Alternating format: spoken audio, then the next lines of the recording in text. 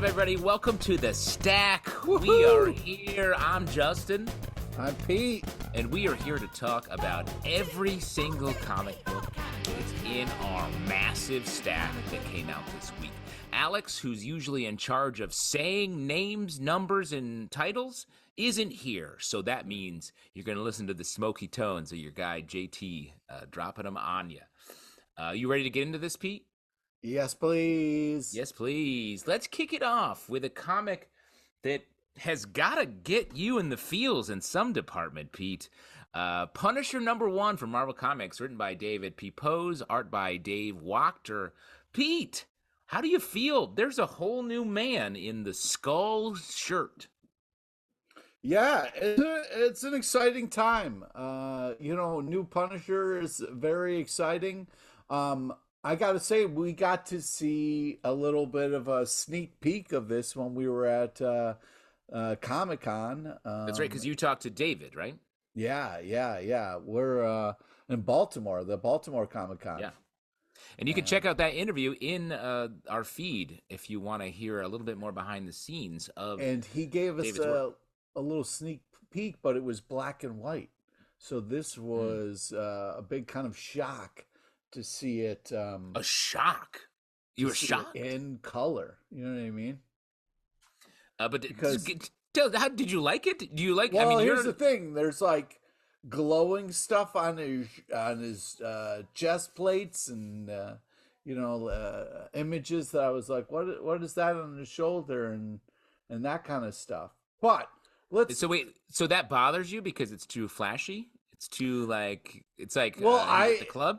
It's an interesting kind of thing, you know what I mean? So it's a little like distracting at first because you're kind of like, as a Punisher fan, you're like, what is this? Is the skull nose a plug to charge his cell phone? Like, what's going on? Well, I do think there's a line in here where he's like, these plates glow. Like he's mad about his armor glowing. And I thought that was interesting that he's sort of to give my overall take, like, this Punisher is much less, he's sort of an unwilling Punisher. He's someone who's like, I'm here to do my job. If you want to call me the Punisher, I don't care.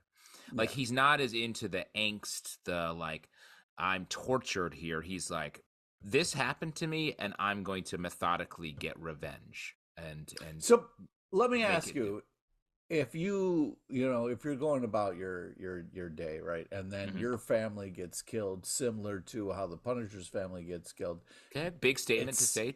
But it seems like you then have to take up the Punisher mantle. You know what I mean? Because that's what happened to this guy. He was like, oh man, I don't want to be the Punisher, but my family was murdered by a bunch of hitmen and goons, so now I got to do it. So I guess that's just kind of what happens if you live in the Marvel universe. It's inevitable that you're going to end up punishing. Well, I'm not saying it's inevitable. I'm just saying if it happens to you, it's like, okay, well, you get a Punisher shirt in the mail, and it's like, all right, you got to do what you got to do now. In the mail? What do you mail? I mean, that's a fucked up thing if you're mailing out Punisher shirts to people. Yeah. What a big letter drop. The thing I would say here is like I don't want to spoil sort of the backstory here, but this person, our guy whose name is Joe Garrison, I want to say, is a little ahead of the Frank Castle game. Like he has more training, more resources. He's jumping in almost. No, I don't know about more training. I mean, Frank is a Marine. You know what I mean? Like, well, and I think he had military training, but this guy is like a one-man operation out of the gate. We don't have the same, like him just like picking up a gun and just kicking a door open and shooting people. He has resources, and that's not a criticism. That's just like the choice. And what I like about it from a writing perspective is it lets us sort of continue, as a Punisher fan, continue to just pick up where it left off. And maybe I have a feeling we'll maybe get some more backstory on Joe. I would really like that because I want to know more about him, as opposed to right now he is just like a Punisher being a badass. I love the villain choice that we get in here, and it's a fun surprise reveal. I would like to see this Punisher be more in the Marvel universe rather than in his own sort of just like shooting people place. Yeah, I mean, I I enjoyed this. I loved all the action. I love how it starts. Interesting, kind of, with the tech. It's a more kind of like tech focused, where he has this cool gun. What's the rail gun? Yeah. Lasers, but it's also bullets, which is a little weird. But just has the same badass Punisher level. I mean, that shot he pulls off in between the trains was fucking pretty badass. That was definitely great. felt like the Punisher to me. Yeah, and Punisher's not working alone here. Has a friend who does machines, so that's always nice. A Donatello, if you will. Yeah, yeah, exactly. So, yeah, I mean, I like this. I wasn't mad at it at all. I think, yeah, Marvel, you more got a pull Punisher. quote for Pete LePage. I wasn't mad at it. Put it on your book. Let's move on and talk about Batman number 139 from DC Comics, written by Chip Zdarsky, art by Jorge Jimenez and Jorge Corona. This issue has Batman just out there. We're following up on, I guess, the Catwoman gang crossover and taking some of that stuff forward. Pete, how did you feel about this Batman issue? I really like this. I felt like it was a cool kind of like setup of like the title and everything. I feel like there's nothing better than a really good Joker Batman story. And I feel like Zdarsky is really kind of setting up a really interesting one. This is just a great start. I love the art style. Batman kind of picking up Joker breadcrumbs and kind of following things, getting to the one-on-one battle. Also, the backup is cool with Vandal Savage, and I love the art style on that. So, yeah, I feel like this is a great Batman book. The name of this arc is Mind Bomb. This is part 1. And in this, we see the Batman of Zur-En-Arrh, which has become this sort of looming threat, maybe the villain of this arc. Because we have in the Batman fully rogue, no Bat family at all, not seeming psychologically in a good place, even worse than maybe normal Batman situation. And he's going to take down the Joker. And honestly, when Batman confronts the Joker, I'm like, oh, this is like two Jokers fighting each other. Something we'll talk about later in the stack. But these guys, this Batman is a broken Batman, and he's fighting the broken Joker. A broken Joker, yeah. So like that's maybe something I guess make them whole. Maybe they're two parts of a heart that when you. Oh, that's beautiful. And one says best, and one says friends. Oh yeah. Oh, remind me, I need to send you the other half of the heart that I got. I've been waiting by the mailbox for a long time, buddy. Yeah, I know. It's coming. It's coming, brother. But this, I haven't seen a story where I'm like, oh, I don't know. I'm, I guess, rooting for Batman here, but like, I'm like, these are just two people fighting. Like, there's not like a huge, there's not a right person per se here. Well, no? I mean, I don't know about that.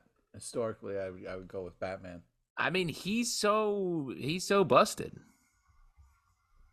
Aren't we all busted? Wow. Really something to think about, Pete. Do you like this? Did you like this? I can't tell. Yes. Yeah, I did. I did like it. Great. Well, I don't know why you got suddenly shy. Maybe I shouldn't have said the best friends thing. Let's move on and talk about Zawa and the Belly of the Beast #1 from Boom Studios by Michael Dialynas. Pete, you love this book, it sounds like. I think it's worth it for the Super Type Bananas art alone. I mean, damn, this is some great art. I say damn. Okay. I love this first ish. I really think it sets things up in a cool way. I'm very excited for more. But man, artistically, this is what I'm talking about. Like, Boom Studios just just so beautiful. The character designs, the world, they kind of suck you into this kind of magical place. And I'm having a blast with it. I agree. This was a really fun read. Like, I don't fully understand. It's like a really interesting world. I don't fully understand what's happening yet. Yeah. But I'm not bothered by that because the art is really cool. The world is interesting. It has this sort of food preparation fantasy element to it. And it's like it's hard to describe, I guess. It's like sort of a dystopian world, but it's not like Earth. It feels like it's this mountain sort of standalone thing. But I And also, oh, go oh, ahead. go ahead. I was just gonna say, I also love how like you're getting this kind of like monster type character, but as soon as they are near like food, you see the human side of them, and it's like such A a lot like you, I yeah, feel like. yeah, Just to give Pete a Pete snack if you want Pete to be Pete. agreed. Otherwise, you just got the beast, and you don't want a podcast with the beast. I know that for a fact.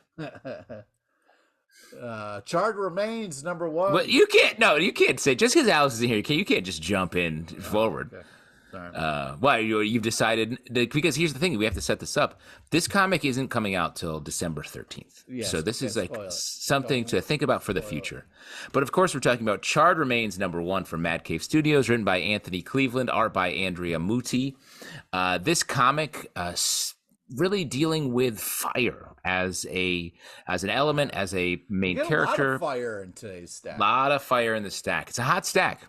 It's a hot stack. Hot stack. Pete, what did you think of Charred Remains? I think this is a really great comic. I just think that like it's what's great about it is, and I'm trying not to spoil it, so excuse my Please spoiler. don't. But it's like this, you think it's about one thing, and then there's this turn, and like I got scared. Like I was like, oh shit, just like the person in the comic. There was such a cool reveal, and they did it so well with the art. I was just really impressed by this. You Really were scared. scary. It's awesome. It's intense. The art is just so colorful, jumps off the page, really impressive.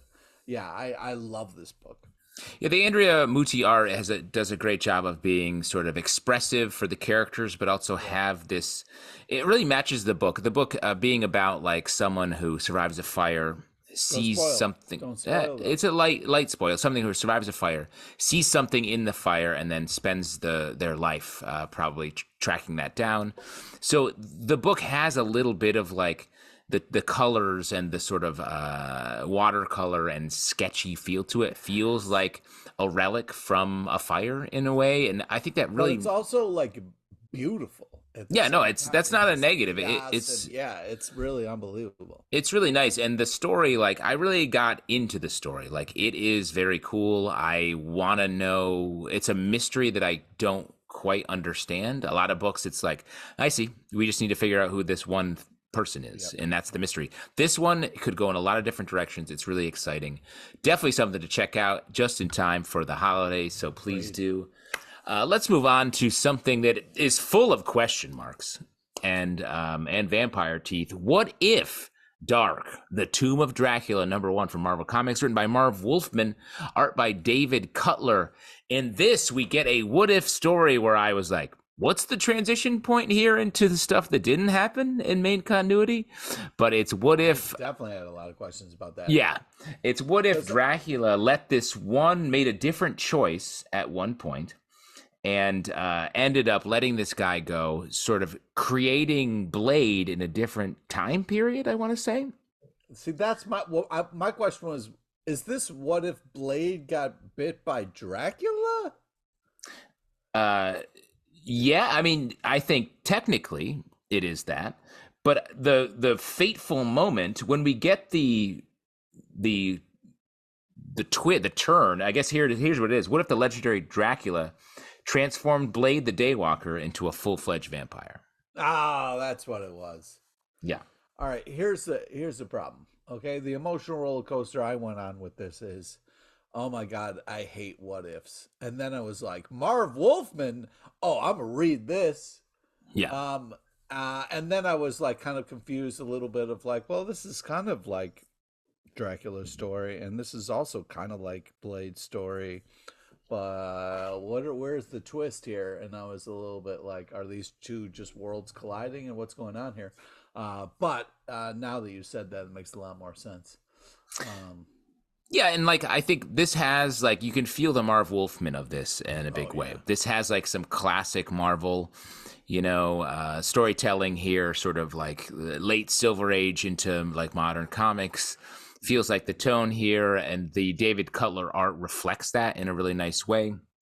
Yeah. It this to me feels like something that I'm like, oh, is this setting up Blade in a way, or maybe it was meant to be like it was originally written to be around like a Blade movie that has been delayed a fair bit, because it sort of comes at you out of nowhere. But I will say I did like the story. I like seeing Blade being more like the Blade from the original movie, which I feel like Yeah. we get here, in a good way. So I was on board with it for sure. Yeah. Also, it's got great art. Great art, great classic art. Let's move on to another book with some fantastic art. Birds of Prey #3 from DC Comics, written by Kelly Thompson, art by Leonardo Romero. In this book, the Birds of Prey crew is operating a little bit on the fringes of the DC universe, and they're taking the fight to Themyscira to rescue or slash save Sin, led by Black Canary. Pete, how did you feel about I this? love this. Kelly Thompson is an amazing writer, big fan. I just felt like this was such an awesome issue. First off, cool ass cover. All right. Mm-hmm. And yeah, this is just an awesome ish. I love the art, love all the action, fun times, great comics. This is just, I love this idea of kind of breaking into the Amazon island here of the Themyscira and kind of running a mission, but not trying to hurt people. And the kind of Green Arrow trying to stall was a cute thing because he's like, "I'm so sorry, Wonder Woman, please don't hurt me." It's just it was. I had a blast. I had such a blast reading this. This was such a cool breath of fresh air in the stack, and I just felt like the Kelly Thompson absolutely murdered this. This was such a mix of a great time and kind of a cool setup where you're not like upset by the choices they're making because they have to kind of pull some stuff against some friends, but they're doing it for a greater good, so it kind of works. Yeah, I just felt like I loved all the layers. I love everything that was happening. They really nailed the character moments in this, and yeah, it felt like such a cool comic. The Leonardo Romero art is so good. Like it feels like a newsprint comic strip just elevated to being like a full action comic Yeah, a story, and it's really great. It really makes the book stand out so much. But that's not to shortchange Kelly Thompson. Just excellent characters. You can really feel the difference between all the different members of the Birds of Prey team here. yeah, And it's great. I love what they're all doing. I love there's a bit of a heist here run by people who are not good at it. Great Harley Quinn moments in here. And honestly, sneakily, one of the best Green Arrow fights I've seen in ages. yep, Green Arrow versus Wonder Woman in the back half of this book was awesome. So cool. yes, Definitely one of my picks of the week. Definitely worth checking agreed. out. But let's Pick move of on the to a week, one pick of of the the picks of the week. week. But let's move on to another of my picks of the week in Yeah, back Transformers to number back 2. picks of the week. Back to back. That's the way we do it. Transformers number 2 from Image Comics, written and drawn by Daniel Warren Johnson. He's got 3 names because he's doing the work of 2 different people. It's fantastic. I talked about this. DWJ. All he does DWJ. is kill it. He kills it. We had a great interview with him a month ago, which is worth checking out because he's one of those interviews where you tear up talking to him because he's just such an earnest, over the plate guy who is so good at what he does. Yeah. Emotional comic book storytelling with excellent art to back it up. And in this, we get a story that really makes Optimus Prime. What I love about this book so far is he makes the Transformers just like out of place in a way, and you see the Decepticons are just like, oh, let's ruin this place, and they're too big, they're too good at smushing humans and wrecking shit. And then on the other side you have Optimus Prime and his crew, and they are trying desperately not to smash things and smoosh things in a way that I'm like, I would have never expected to have the Transformers shown in this way.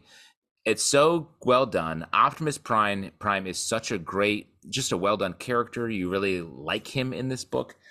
The art is fantastic. And I said this on the live show, but the injection of the G.I. Joe characters into Transformers, I was like, I don't know how this works. I'm worried this is going to feel a little bit like Smashing when you have to play with like your neighbor when you're a kid and like they bring their toys over and it's like, I'm sorry, but those popples aren't going to jive with my Marvel Superheroes Secret Wars action figures.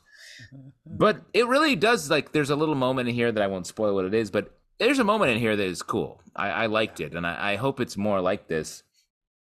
And this story, I truly don't know where it's going because it's hard to know. It seems very bad, is all I'm going to say. Well, what's interesting is we've seen a lot of Transformers stories, and this does feel like Transformers right from the animated movie, right from the kind of animated TV show back in the day. So I love the voice of what Daniel Warren Johnson is channeling. And the voice of Optimus Prime, you mean? Well, no, just Orson the Welles. kind of voice of the story. Thank you with the Orson Welles reference, Unicron. Nice shout out there, yeah. But I'm talking about like the voice of the kind of story, the voice of what they're trying to say, and it kind of really feels like those 80s, 90s TV show / movie, animated movie. But I just was like, this is so awesome. Like the way it starts, Optimus Prime feeling like the super dad who is like, hey, listen, we crashed on your planet. We're bringing all this bullshit to you guys. We're fucking big metal monsters who aren't used to such a fragile, squishy world. I love that start, right? You know, so like very, very cool, very interesting. I mean, the art is just unbelievable, transforming bananas. And I feel like it's a little darker than the movie or the TV show, but I'm into it and I'm excited to see what's going to happen. I'm worried about what's going to happen because it seems like the good guys are a little slower than the bad guys. Like the bad guys are already collecting energon cubes and the good guys are just kind of being like, how do we get energon? So I'm like, oh shit. Yeah, that's a bad. They should have a plan. Yeah, you got to catch up. You got to find your batteries. It's also funny. They're toys in real life and they're like, how do we get our batteries? They're like that's what my toys have been saying for years. Oh, wow. Well, you shouldn't talk to your toys, man. No, the toys are talking to me. It also feels like Optimus Prime. Oh, you think so? Optimus Prime seems to have like a father figure. You have like a father figure relationship with him. Like it'd be cool if your dad was a truck. Yeah.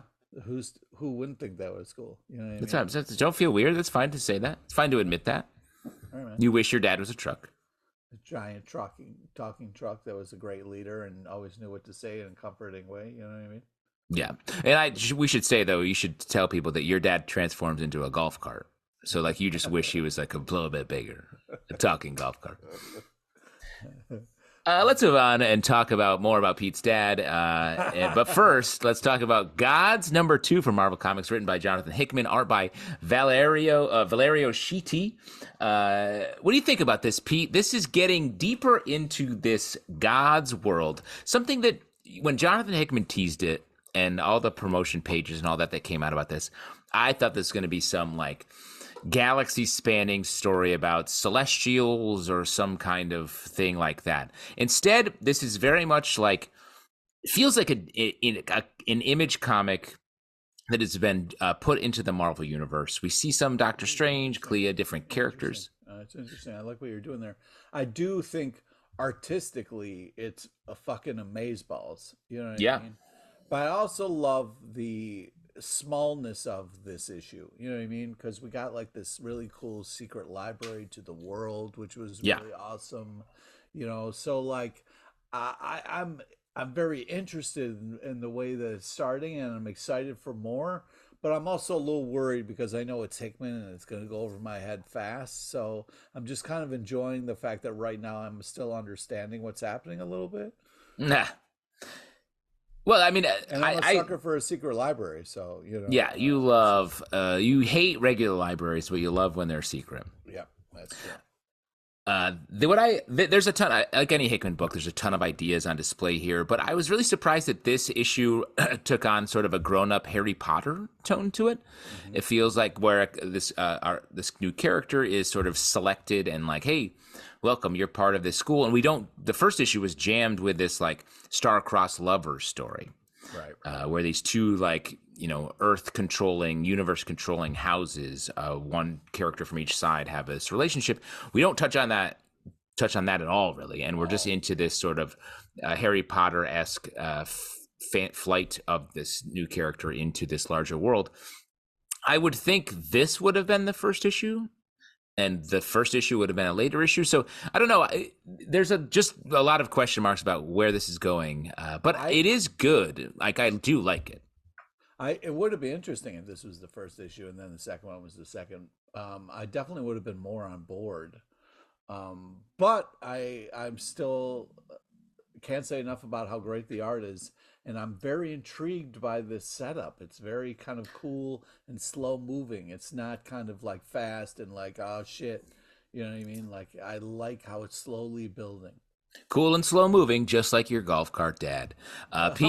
Pete's intrigued. Can't argue with that. Let's move on to Blue Beetle #3 from DC Comics, written by Josh. English edition. Yeah, we are reading the English edition, but there is a Spanish language edition, and it's I love the DC's doing that. This is written by Josh Trujillo and art by Adrian Gutierrez. This getting into the Scarab War that we are fighting here amongst the multiple scarabs, this sort of Green Lanternification of the Blue Beetle world, where we have all the different scarabs doing battle, some good, some not so good. But in this issue, we get sort of a little detour where our Jaime Reyes Blue Beetle is off. Ted Cord was wrecked last issue, so he's being taken safely away, and he's meeting up with his ex to go on sort of a fact-finding mission to try to learn more about the scarabs. Pete, how did you feel about this? First off, fun cover. Loved it. Kind of looked like a old Versus video game poster, which was very cool. Love the vibrant colors. I think this was a really great issue. I really enjoyed it. Blue Beetle versus Red Bad Guy. Love it. Love the art style. It's fast paced, action forward. What's not to love? I feel like this is Blue Beetle is doing a really great job here. Story and action in a kind of a nice combination that feels like you're getting enough info, but not kind of like dumping it on you or anything like that. So yeah, I'm really enjoying kind of how this is all unfolding. I love seeing Tracy 13 in this, like a fun character to have here. We get Madame Xanadu. We get some cameos of a lot of other of the more mystical characters from the DC universe.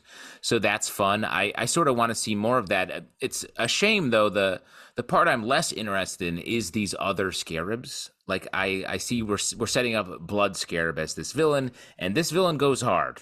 Like, they've done a good job of setting up just how deadly this villain is, but I'd rather see more standalone, like Jaime go out with Tracy and them have like a fun magical adventure and then awkwardly talk about their breakup/relationship. Well, maybe we're going to get it, buddy. You know what I mean? Well, and we get a lot of that here. That's what I'm saying. Like, I like that. So, well, I guess we'll just see where this story goes. But I feel like this is the kind of book that I'm ready. I think the second arc where we settle into the characters a little bit more is maybe what I'm looking forward to.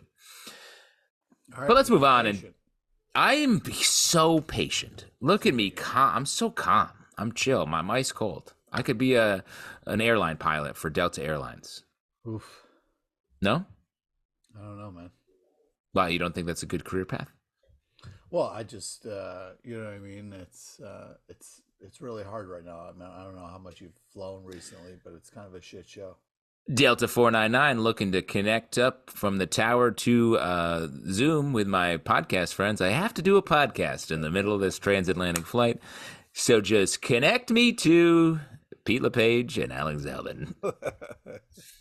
That would be cool. Would it, or would everybody on the plane like really complain if they had to listen to our podcast while you were flying? We're hitting a little turbulence, gang, and I'm in the middle of a podcast, so I am going to sit back, relax, and talk about Nice Jewish Boys, #1 from Comixology, written by our guy, Neil Clyde, art by John Brolia. In this issue, in this comic, we're setting up a world where a regular guy gets drawn into a potentially a life or at least one crime and perhaps more. This feels like, and there's some great back pages here where Neil talks about sort of his inspiration for this book. This feels like it's rooted in a lot of personal stuff, like Neil's background. Wait, you're saying that Neil actually murdered somebody? Is that what you're saying? Yeah, Neil's killed. Neil Oh, has wow. killed, and he will kill again. I hope statute of limitations is up on him. Yeah. No, it's out there. It's in the press. But I really like this. Is just a nice crime comic set in like a more like grounded world, and I like the sort of our main character gets put right in the middle where he perhaps doesn't want to be. This is a great read, Pete. What did you think? Yeah, I mean, the Nice Jewish Boy is kind of a ironic title a little bit because shit goes down, and I like the way Neil kind of unrolls the information a little bit, so we know it's not as hunky dory as kind of originally set up. But I also love the fact that if you're not familiar with all the kind of Jewish verbiage or anything like that, like the words being used that maybe you're not familiar with, there is a glossary in the back so that you can kind of follow along, which was great. Because sometimes when you kind of stop the action to translate, it slows it down. So I was happy that like kind of kept to the kind of pace going, and then in the back you can kind of look up the words that maybe you didn't know. So it kind of had an old school kind of feel to it, which I really liked. I really liked the art. Great job kind of setting up this world. It seems like it's very kind of realistic and kind of drawn from Neil's kind of childhood or past. I'm not saying that it's true stuff, but like, no, and that's what he said. Yeah. In the back matter, he's saying like this isn't true, but a lot of the elements and details I think are drawn from his life in a way that makes for just a great story. The characters are well done. It gets you right in the action, then pulls you back into the more slice of life stuff that you get to. If you're a fan of any sort of crime comics across the board, from your Ed Brubaker stuff all the way down, like this book is right in that vein and definitely one that you can enjoy alongside. But let's jump into a book I have been loving as well, The Enfield Gang Massacre #4 from Image Comics, written by Chris Condon, art by Jacob Phillips, the team behind That Texas Blood. You can tell. Yeah, I mean, you can tell. You can tell. This book is tragic. It's telling the But mostly it's also great. Oh, it's also fantastic. Yeah, I mean, the story's tragic. The book's amazing. Okay. Telling the mostly true story of the Enfield gang and how they were conspired against and massacred in the West, in Texas. But this is, That Texas Blood is one of my favorite books of the last few years. I'm always talking it up. And what I like about this is it's in that same vein, but the art, Jacob Phillips does a great job of taking the art and stepping out just a little bit from That Texas Blood, giving it the violence a little bit of a different tone, a more historical feel to everything. And we're just watching this massacre unfold in different pieces. And it's a great read. It's a tough read if you like these characters, and but it's just beautifully done, I think, on both a writing and artist standpoint. Yeah, I would like to jump in about the beauty of it all. All right, let's turn it over to our beauty correspondent, Pete LePage. Thank you.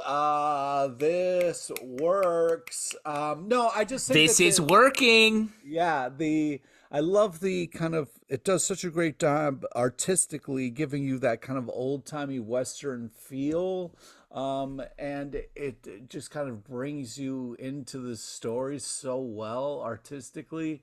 I mean, it really is worth it for the art alone. It's so awesome what they're doing.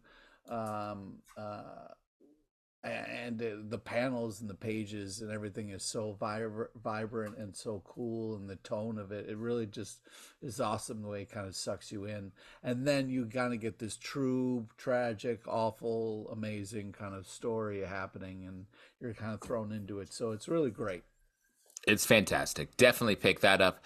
Let's talk about Thanos #1 from Marvel Comics, written by Christopher Cantwell, art by Luca Pizzari. What's that? Or it can be pronounced Thanos, however you want to say it. You know what I mean? Yeah. You roll your own. Here's the thing. That's why I think Thanos is so mad, because everyone keeps saying his name in a different way. Mispronouncing his name. Yeah. I know. That's what you're doing. Yeah. Or maybe you're doing it. No, it's way, Thanos, like anus. Thanos. No. Thanos. Well, Thanos, like anus. That's why he's so mad. If you want to piss off a mad god, you go right ahead. But that's the thing. He's so mad. Yeah. Anyways, Thanos steals all of Fresno, which is a dick move. You know what I mean? Like, I will say, if you're going to steal one city, let's make it Fresno. Oh, come on, dude. Well, you got no love for the Fresno? What's your favorite thing about Fresno? Probably just the sunsets. You know what I mean? That's a great answer. I'm gonna count that. You got me on that one. That's not what that was sort of a trap question, and you nailed it. You got me on that one. You got me good. Yeah, I mean, this is a really cool art style. Also the ship is a little weird. It kind of looks like 3 VCRs, which was kind of a weird. A lot of our big space shuttle designers are going with a 3 VCR design. Yeah, well, it shows. It really does. It's the future. 3 VCRs smashed together. People were scared. I was like, why are you scared? That was just like the 80s. You know what I mean? There's nothing to be scared of. Well, we have a lot of lying around as VCRs. It's a great way to use them. Smash them together. Make a ship. You can fly over the world. You know what I mean?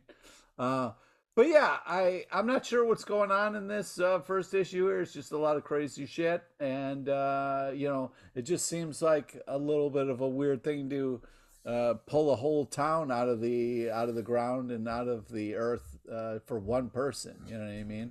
Seems like maybe you could adjust that VCR thing a little bit better and maybe kind of just pull a couple of people. But whatever. Hey, sometimes you gotta get a town to get. Sometimes you got to go big. Take all of Fresno. To give you a little backstory on the issue, we follow this one character who is living her life in Fresno, and suddenly, it seems like not hyper aware or like super powered in any way, just like sort of pretty regular, cool, edgy. Yeah. And then suddenly Thanos comes and takes her town, looking for her specifically. The Avengers are there, and they are trying to get, or I guess they're not the Avengers technically, they're sort of the Illuminati style Avengers, and Thanos is mad and he wants her, and they are going to be standing in the way. Now, what do you think her deal is? They don't Maybe say. She's related to Lady Death or something, because I know Thanos had a thing for Lady Death. Oh, that's interesting. That's a great take, because she sort of has her daughter or something. Yeah, she's dressed a little bit like Death from the Sandman universe. A little goth, That's interesting. My thought was she's the new Starbrand from our Earth, which I thought could be cool. But I do like your Death guess is really smart. So maybe that's it. I made a smart guess. What? You made one smart. I'll take one smart and go home. Thank you, Christopher. You're out of here.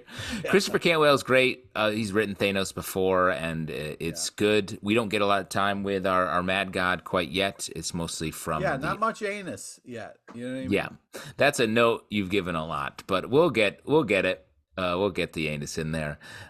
Let's move on from that comment and talk about Fire and Ice. Welcome to Smallville #3 from DC Comics, written by Joanne Starr, art by Natasha Bustos. In this issue, we're continuing on with Fire and Ice, making a bit of a mess as they try to reestablish themselves on the mean streets of Smallville, Kansas, a chill town where not much happens, except in this issue, everything's happening. Yeah. Pete, this is filled with jokes. Did you like them? Yeah, this is fun madness. It's silly but great. Art is fantastic. Good times, great art. Crazy ass last panel. I thought this was cool. I'm enjoying the team on this. They're doing a great job. I agree. I think this book's really found its footing in the as the first three issues have gone on. Like, really balancing some fun jokes, fun character moments, real farce like energy of just like Yeah. in this issue, Jimmy Olsen's here. Let's have him think this is cool, and they're running around trying to make their salon and the scam that Fire's been doing and all that make sense, so they don't get exposed by the article he's writing about them. Wackiness ensues, and I mean that in a good way. Great collection of D-list heroes we have here. Ambush Bug's a fun addition. Yeah. But the art is great as well. Really fun, bright, light art, which matches Yes. the tone. It I has, agree. yeah, it has like some nice, just comedy, like back in the art sort of reminds me a little bit of the Hawkeye back in the day from the Matt Fraction run with, is that David Aja who's on that?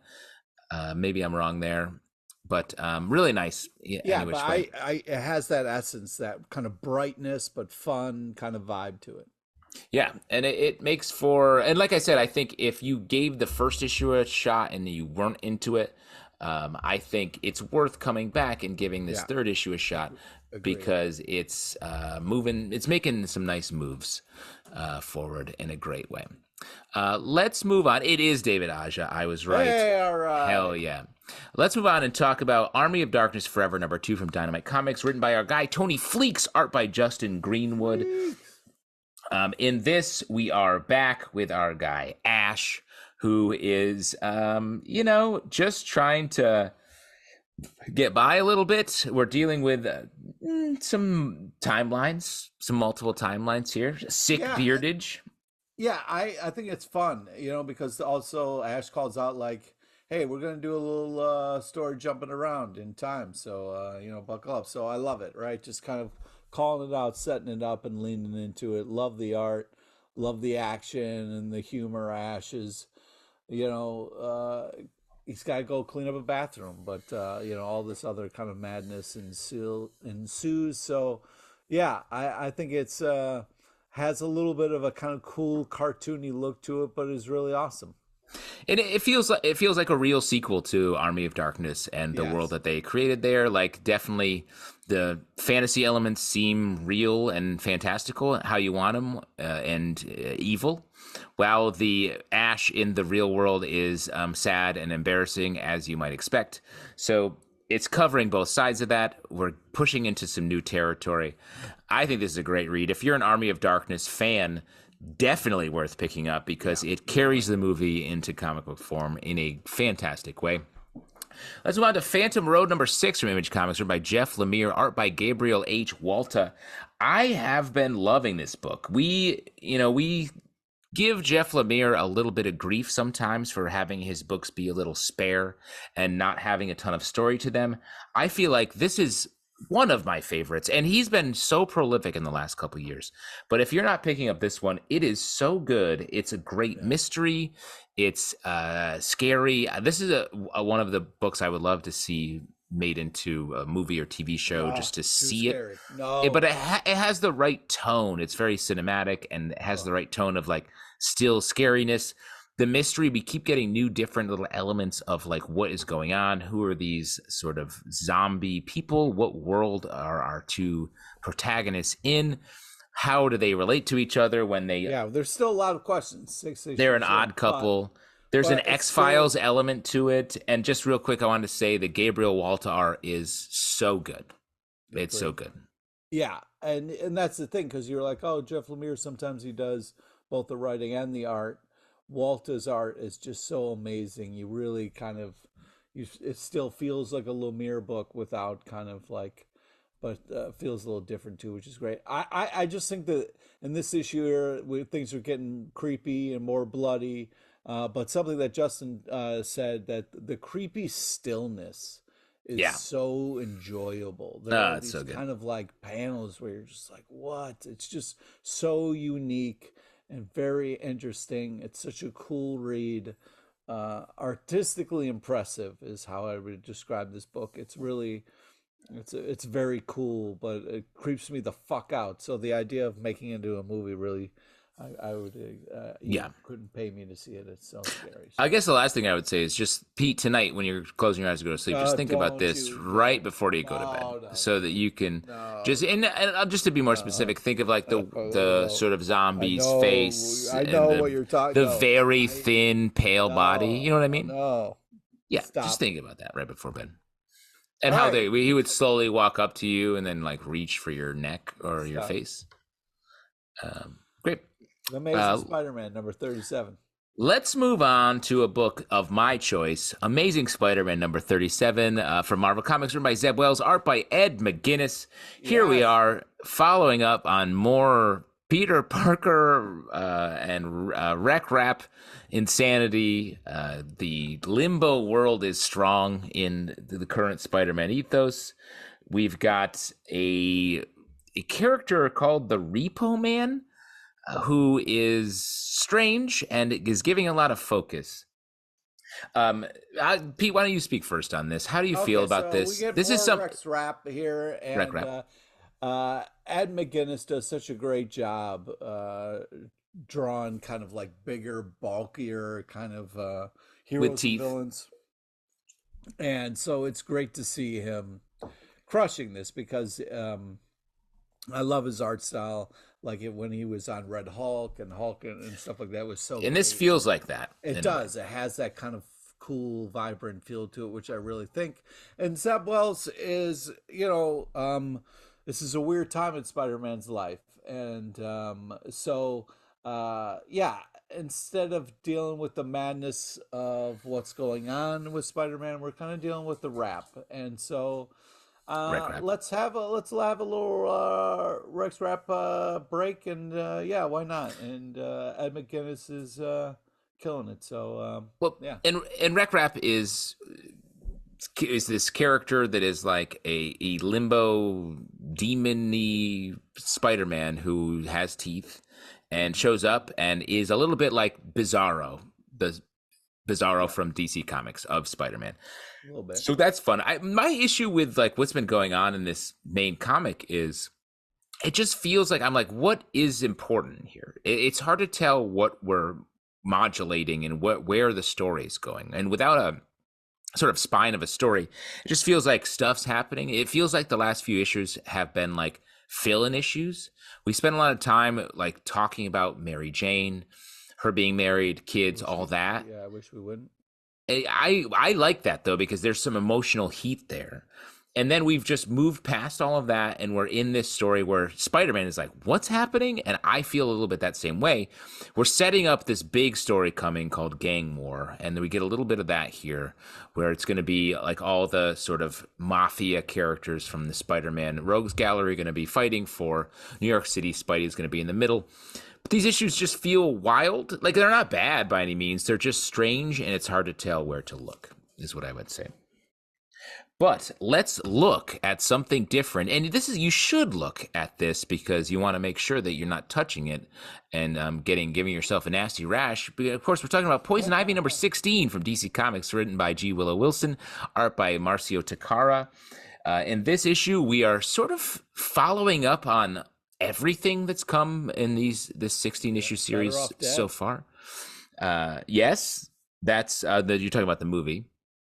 Well, on the cover, that's what it says. It's the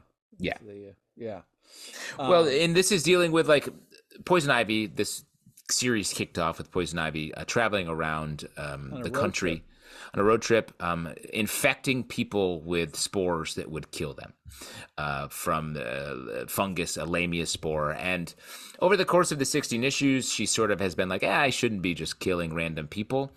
But this issue is all about the consequences of that and how those consequences are affecting regular people. And I love this. This was great, just focusing in on some characters that we don't know, but telling their story in a way that has big ramifications for Poison Ivy. This feels very much like setting up for a big finale story about Poison Ivy and what this comic has been putting out there. This has been one of our favorites, I think, for the entire run. Pete, how did you feel? Yeah, this is just awesome. I mean, first off, it's a creepy-ass cover, but this is a banger-ish, another banger-ish. G. Willow Wilson is absolutely killing it. The art is just super creepy ass bananas in a fungusy zombie Creepy kind ass of bananas. way. But I just love the art so much. It's just every time I saw this in the stack, I was like, man, I can't wait to see what kind of crazy looking panels we're getting. And it's always been impressive. Um, but man, I love this. I feel like this whole run has been such a cool exploration of Poison Ivy in a way where they're not really kind of tied to anybody, but kind of bouncing around in this kind of road trip of madness. So I loved how kind of tripped out it's been, and kind of the Yeah. story that's woven. But poor Chuck in this one, really. Poor Chuck. Yeah. No luck, But Chuck. yeah, great ish though. Definitely worth checking out. Great issue. Every issue of this book has been excellent. Even the ones that were part of the crossover where they didn't really have to do that, but they still found a way to make them work. Check out all of them. But let's move on to Knights #2 from Image Comics, written by Wyatt Kennedy, art by Luigi Formisano. What are we talking about? Luigi. We got Luigi here. The first issue of this, I think we talked about it as like, this book is wild, cramming a lot of ideas together, but it really works, and it has a nice cohesive tone to it. And I think that continues into this issue. Our main character is in love with a vampire, trying to figure out just work and life.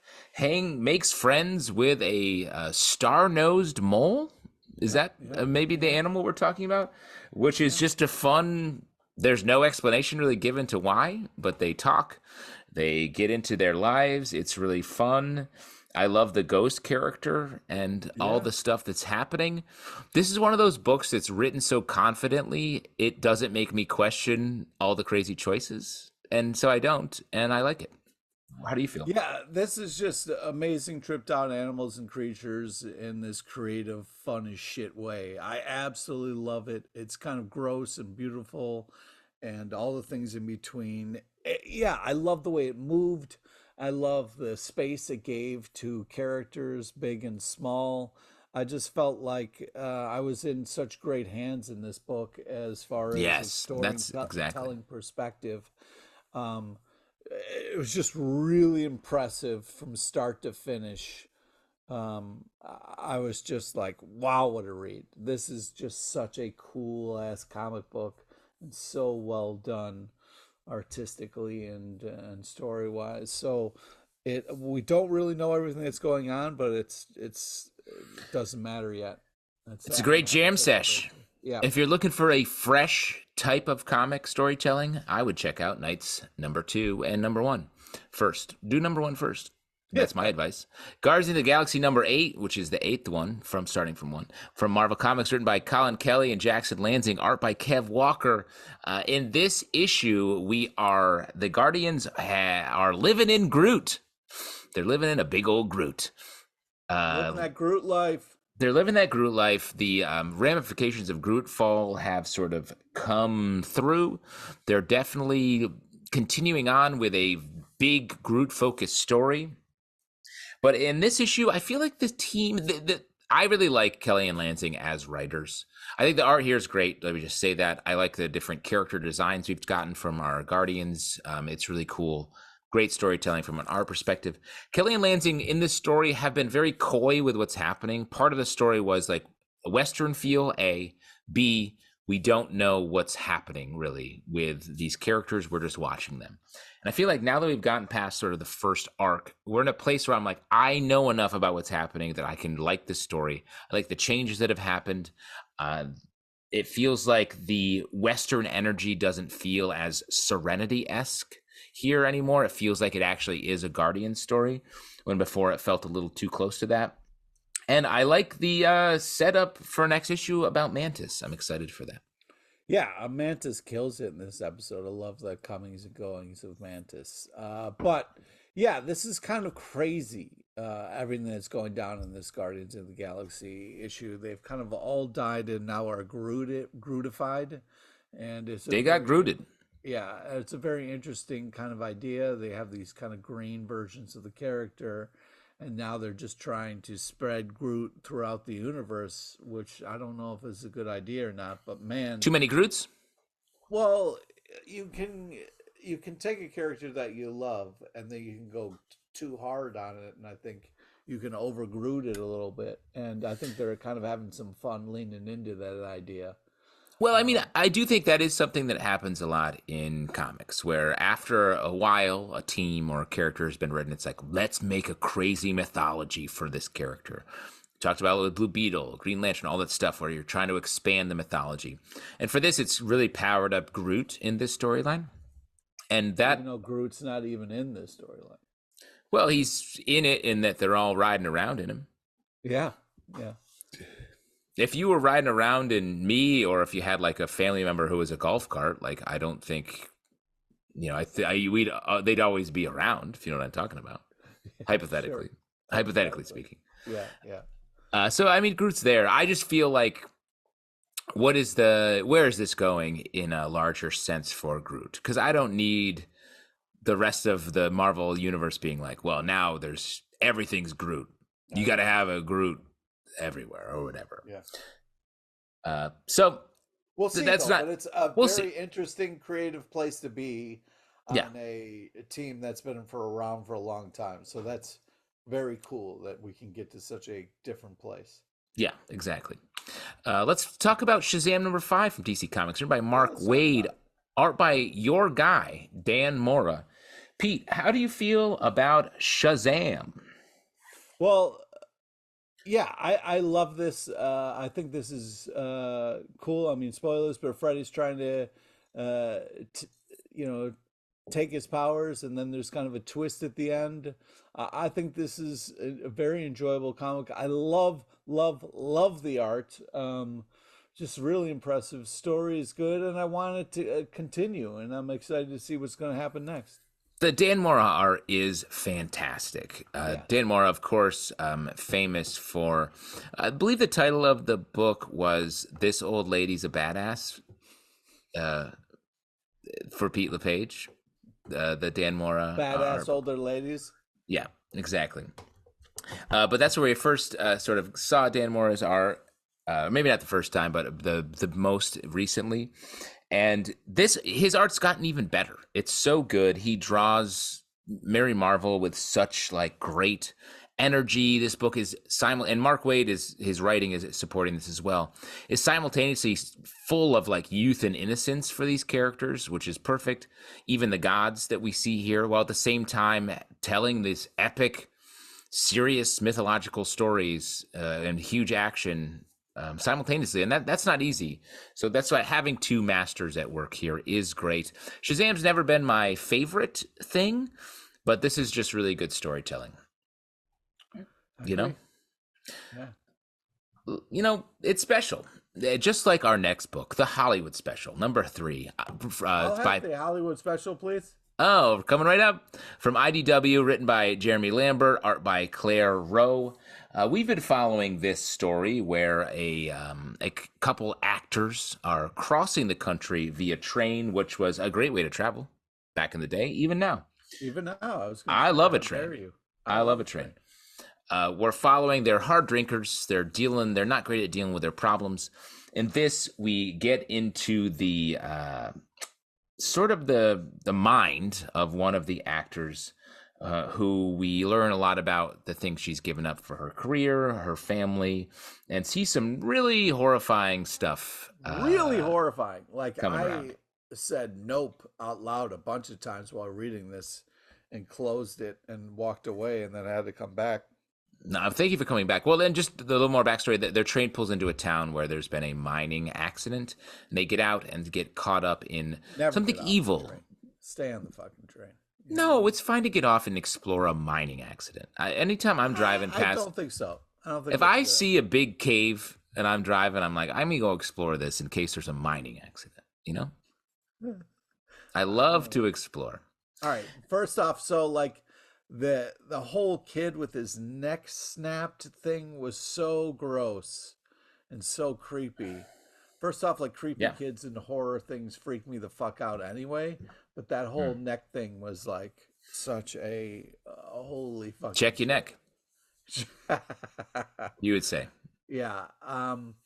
Yeah, I just think that like I liked when the monster ordered the Hollywood special off the menu, and that was a fun kind of like this is the title of the comic moment, and I think it's very creepy, but it's also very creative. It's just hard for me horror wise to enjoy this as much as Pete I doesn't want. like horror. He's scared. He's scared Yep. right now. This is part of Scott Snyder's Dark Spaces imprint from IDW, and man, it's been really good. I feel like we're getting a lot of great stories here. This one's, I really enjoy this as well. Good art, good horror. Always order the Hollywood special, and be careful what you order because it might just be a monster made out of your eggs and Oh home my fries. God, yeah, that the eggs that look like eyeballs. Oh, go fuck yourself, man. You'll That's never look at over easy eggs uh, again, Pete. oh man, I don't like over easy to begin with, and that's Really? Why? What are you? What are you? You're sunny scrambled, side man. up? Scrambled? Yeah, Grow up. no, So you never. only get Don't scrambled? tell someone who collects and reads comic books to grow up, you fucking asshole. Grow up and I mean specifically with your eggs. No, Grow up and get an egg that'll there's flip where you not. can see the yolk. No, I don't want any of that Dip runny a shit. yolk. No, kill it all in the thing, mix it all up, and give me that yellow fluffiness. No, man. You need your I don't breakfast want no made into a runny face. shit. You need like That's a gross. egg hair, toast No, eyes, and a bacon smile. That's how you no eat your way. breakfast in the morning. I don't want a fucking Benedict. I don't want no runny bullshit. Scramble that fucking shit up, man. Put Wow. hot sauce on it, and that's how you're supposed to eat eggs. Yeah, exactly. Of course, everything's a garbage plate in the making for you. Let's talk Star Signs number 6 from Image Comics, written by Saladin Ahmed, art by Anus Megan Levins. Castaneus. Art by Megan Levins. This is a story about a world where the stars go away. In a world.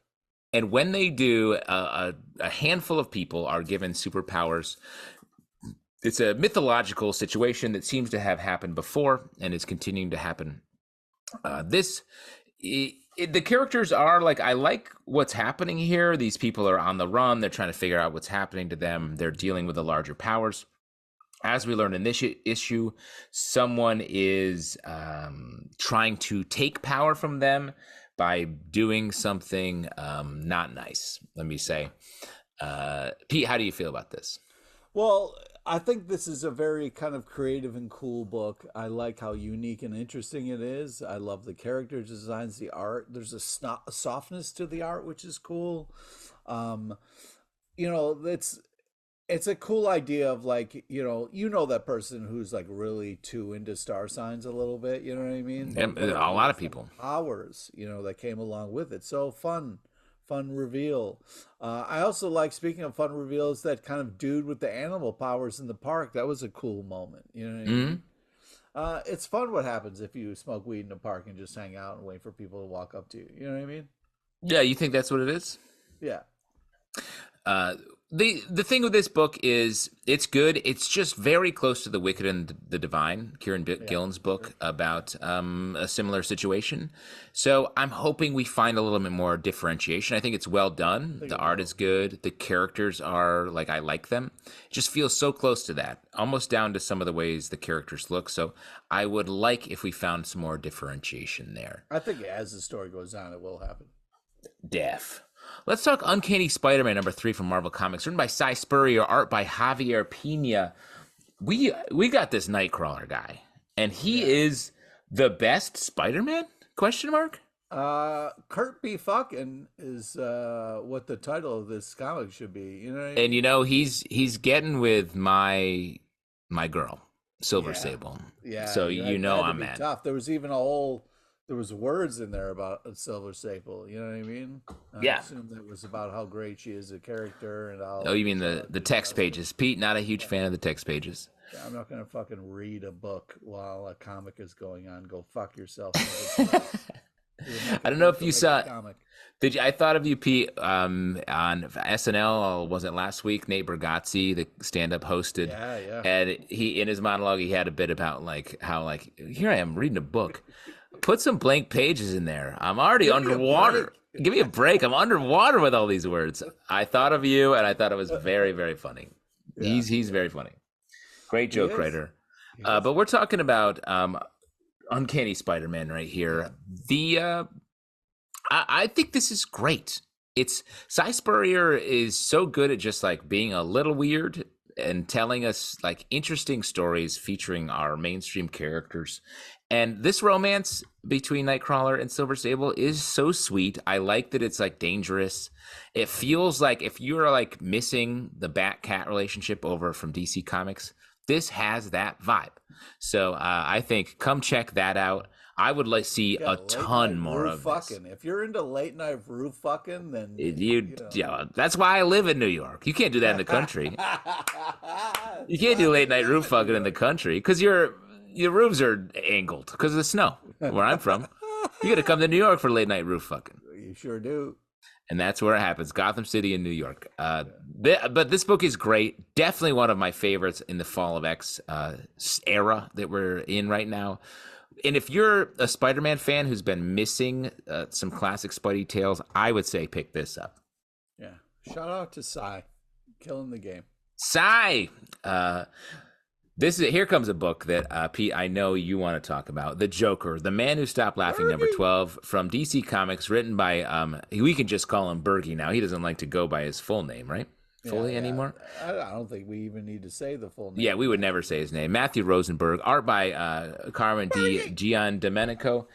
In this issue, we're bringing to a close an epic year-long story that I think has a bit redefined the Joker. We get a little bit of this in the other continuity in the Batman issue we talked about, which I thought was great.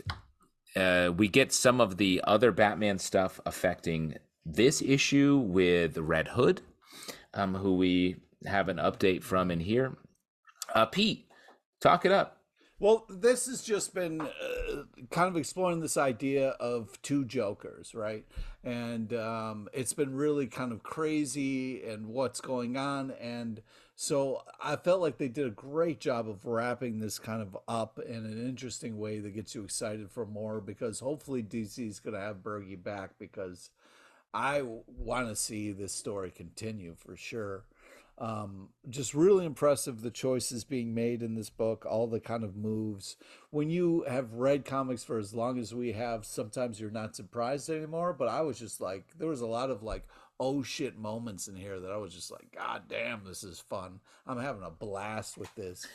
And and can't say enough about the cool ass art. It's just got kind of like a young, kind of badass kind of vibe to it that I really think works great for the Joker. I can't say enough cool things. You should read this whole fucking thing. It's great from start to finish. There's so much great humor in here. Bergie is a fucking master, and it's great to see him killing it. Our guy Bergie is really setting up as the Joker scribe. Like, it's very fun, like you're saying, Pete. It's joke heavy, like the Joker gets to be crazy but in a way that isn't just meant to be horrifying. It's fun also. I love the way like LA versus New York, it starts off with way back in issue 1 or 2 was just hysterical. And I love the point where sort of the two Jokers that we are dealing with here. The point is like, why does it matter? They're both psychopaths. Who cares which one? And I really love the way the issue ended. I thought was so funny and smart. Yeah, sometimes when you have kind of crazy meeting crazy, it gets weird fast, and then you're like, what are we doing? But it almost hit that tipping point and then kind of made a fucking bold choice. So that's right. Crazy meets crazy, the LePage family reunion. We've all been there, and I can't wait to get the invite again. I'm going to make my potato salad. Especially in the future as we enter midlife, or How to Hero at 50, number 2 from Image Comics. Nice. Written by Brian Busoletto, art by Stefano Simeone. In this, we are continuing on with a character a guy who has lived his life sort of in fear, but realizes that as he confronts that fear, he has superpowers. More fire in comic books here in this issue. This guy kind of realizes he has fire-resistant powers, which is a thing, which is cool. And then he's got like a cool old gold mask kind of helmet thing that he wears. Gold. It's old gold. And it kind of reminds me of the Helmet of Fate a little bit. Dr. Fate. Yeah, I really love the art style. Has a fun feel to it. I'm enjoying this comic with each issue more and more. I like what it's building on, what it's kind of creating. So I'm getting more and more into this world and liking it. And maybe that's just because I'm getting older. But yeah, this is cool. Yeah, this has a unbreakable vibe to it in a really Yes. nice way. It's very fun, good friendships here, some nice family stuff, and then a little bit of a mystery unfolding. It is interesting. We've had this is the second sort of like I'm a firefighter, fire based comic in the stack. I guess that's just in the air. But this is a fun. This is the more fun. The other Charred Remains was more of a dark exploration mystery. Yeah. This is sort of a fun superhero side of it with a little bit of mystery as well. Yeah, I agree. And if you're gonna fucking make your potato salad, just make sure you put some seasoning on it. All right, well, you know what I mean? Don't you dare! If anything, I'm over seasoning. Okay.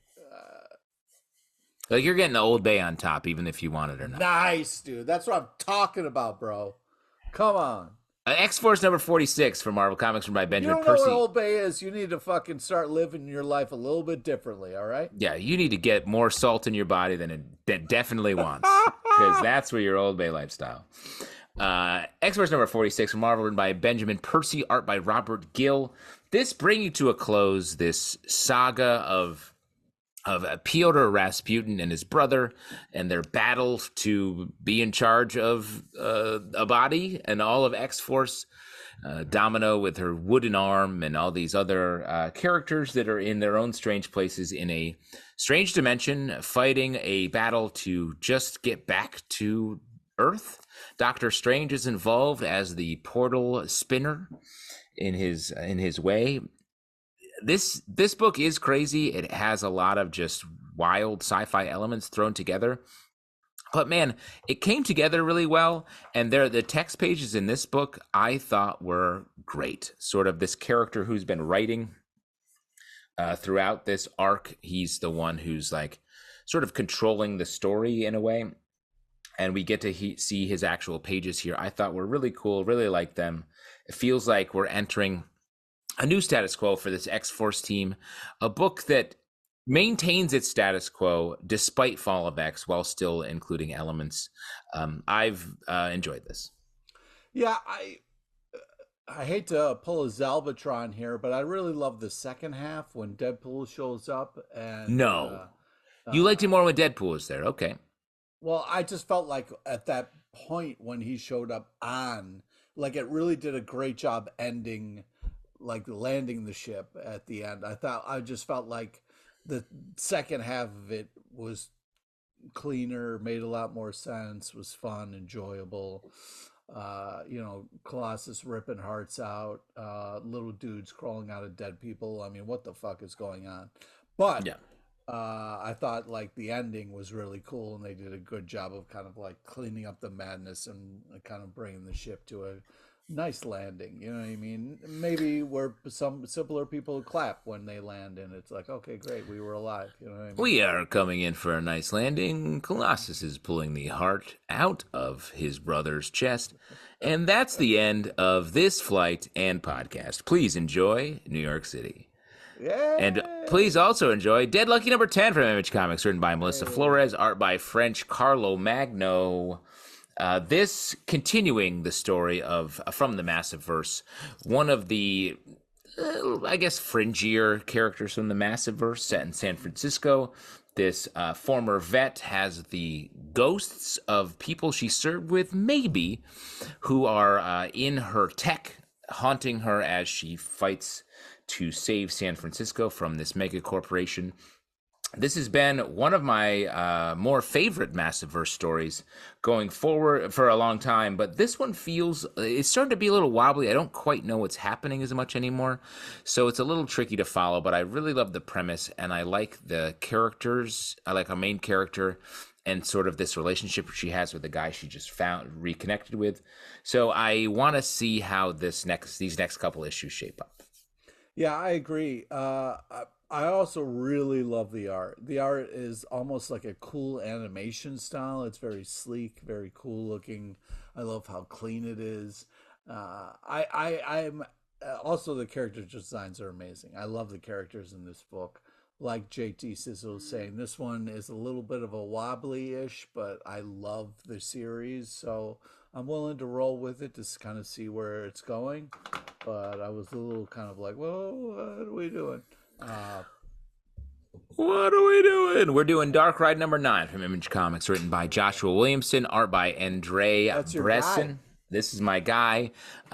This team from Birthright, one of my favorite comics in the last decade. This about a evil amusement park, perhaps, and the evil family or the evil seed of that is in this family that started the whole thing.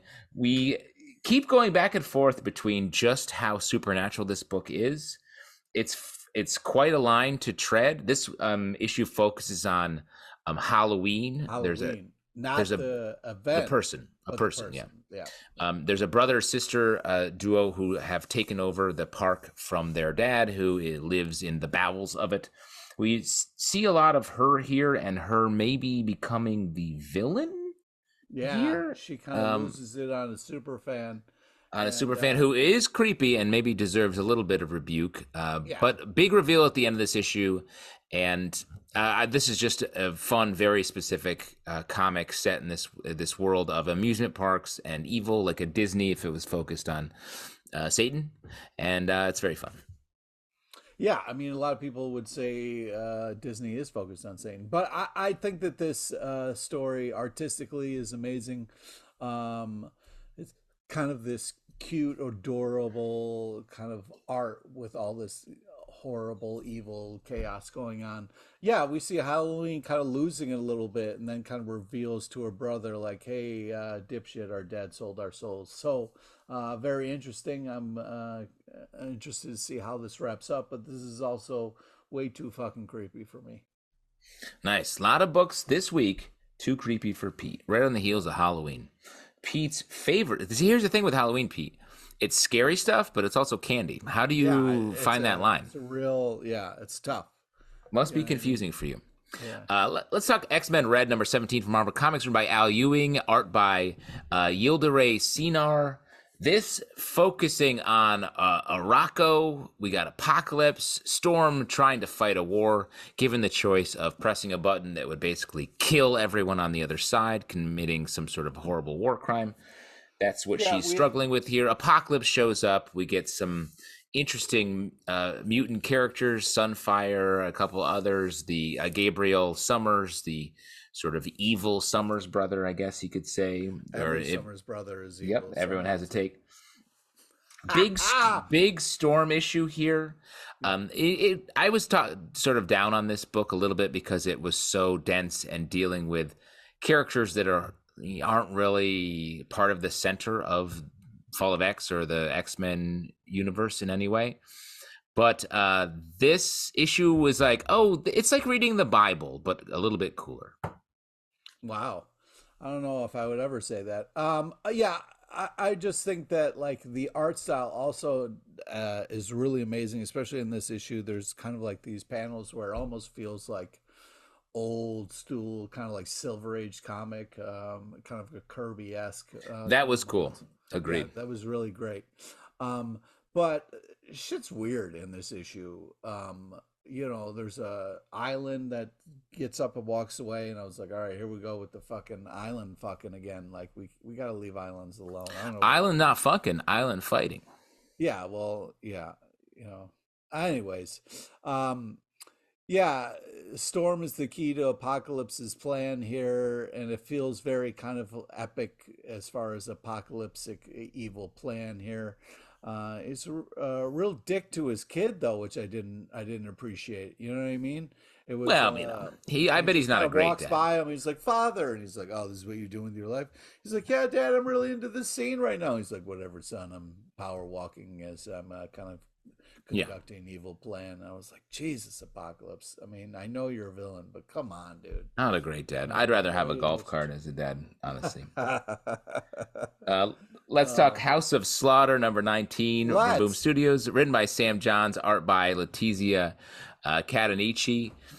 This arc has been interesting. Like, I love House of Slaughter. I know Watch your mouth. Something's Killing the Children, one of your favorite books, Pete. I know that for a fact. I enjoy that book, but I've been more of a House of Slaughter guy. I like the deeper dives into the mythology and sort of the spotlighting different characters. I feel like more story happens. And in this issue, a ton of story happens. It's scary.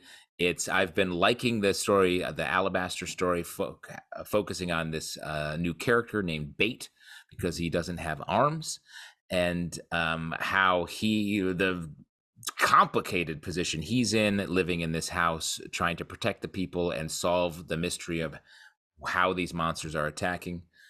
I really have been enjoying this. Yeah, I mean, spoilers, but I'm really worried about Bait at the end of this issue here. Yeah, like a lot of Bait, in trouble. Yeah.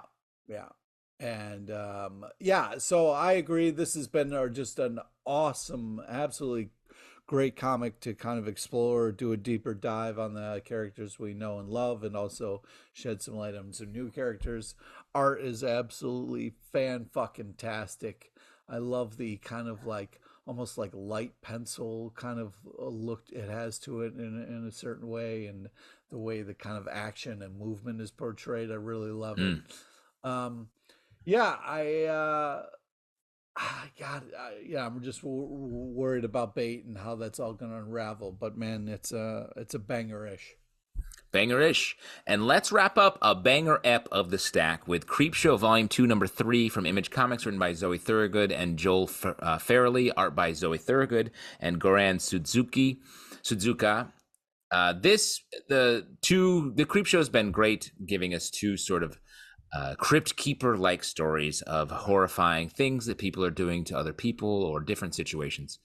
The second story I thought was fun, interesting, dealing with sort of a monster, thieves encountering a situation where they could make a monster appear, whether they can get away or not. I thought was cool, well drawn, but this Zoe Thorogood story at the front was fantastic. Worth it for the price alone. Definitely pick up Baseball's this art too. Great art. Zoe Thorogood, who we know from a lot of work, but Rain, I believe, was the one with the limited series that Joe Hill, based on a Joe Hill short story. If you haven't read that, definitely go check that out.